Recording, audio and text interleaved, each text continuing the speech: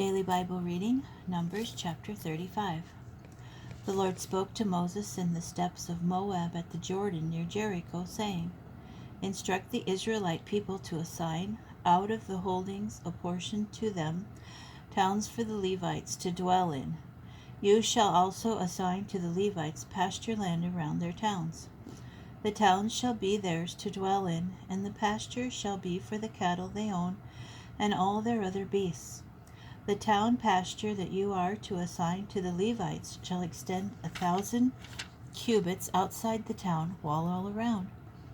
You shall measure off 2,000 cubits outside the town on the east side, 2,000 on the south side, 2,000 on the west side, and 2,000 on the north side, with the town in the center. That shall be the pasture for their towns. The towns that you assign to the Levites shall comprise the 6 cities of refuge that you are to designate for a manslayer to flee to which you shall add 42 towns. Thus the total of the towns that you assign to the Levites shall be 48 towns, with their pasture. In assigning towns from the holdings of the Israelites, take more from the larger groups and less from the smaller, so that each assigns towns to the Levites in proportion to the share it receives. The Lord spoke further to Moses, Speak to the Israelite people and say to them, When you cross the Jordan into the land of Canaan, you shall provide yourselves with places to serve you as cities of refuge to which a manslayer who has killed a person unintentionally may flee. The cities shall serve you as a refuge from the avenger, so that the manslayer may not die unless he has stood trial before the assembly. The towns that you thus assign shall be 6 cities of refuge in all. 3 cities shall be designated beyond the Jordan, and the other 3 shall be designated in the land of Canaan. They shall serve as cities of refuge. These 6 cities shall serve the Israelites and the resident aliens among them for refuge, so that anyone who kills a person unintentionally may flee there. Anyone, however, who strikes another with an iron object so that death results is a murderer. The murderer must be put to death. If he struck him with a stone tool that could cause death, and death resulted, he is a murderer. The murderer must be put to death. Similarly, if the object with which he struck him was a wooden tool that could cause death, and death resulted, he is a murderer. The murderer must be put to death. The blood avenger himself shall put the murderer to death.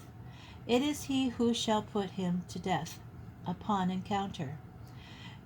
So too, if he pushed him in hate, or hurled something at him, or purpose and death resulted, or if he struck him with his hand in enmity and death resulted, the assailant shall be put to death. He is a murderer.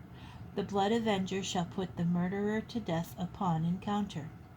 But if he pushed him without malice aforethought, or hurled any object at him unintentionally, or inadvertently dropped upon him any deadly object of stone, and death resulted, though he was not an enemy of his and did not seek his harm, in such cases the assembly shall decide between the slayer and the blood avenger.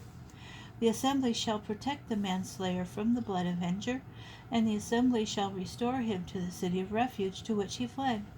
And there he shall remain until the death of the high priest who was anointed with the sacred oil. But if the manslayer ever goes outside the limits of the city of refuge to which he has fled, and the blood avenger comes upon him outside the limits of his city of refuge, and the blood avenger kills the manslayer, there is no blood guilt on his account, for he must remain inside his city of refuge until the death of the high priest. After the death of the high priest, the manslayer may return to his land holding. Such shall be your law of procedure throughout the ages of all your settlements. If anyone kills a person, the manslayer may be executed only on the evidence of witnesses. The testimony of a single witness against a person shall not suffice for a sentence of death. You may not accept a ransom for the life of a murderer who is guilty of a capital crime. He must be put to death. Nor may you accept ransom in lieu of flight to a city of refuge, enabling one to return to live on his land before the death of the priest. You shall not pollute the land in which you live, for blood pollutes the land, and the land can have no expiation for blood that is shed on it, except by the blood of him who shed it. You shall not defile the land in which you live, in which I myself abide, for I, the Lord, abide among the Israelite people.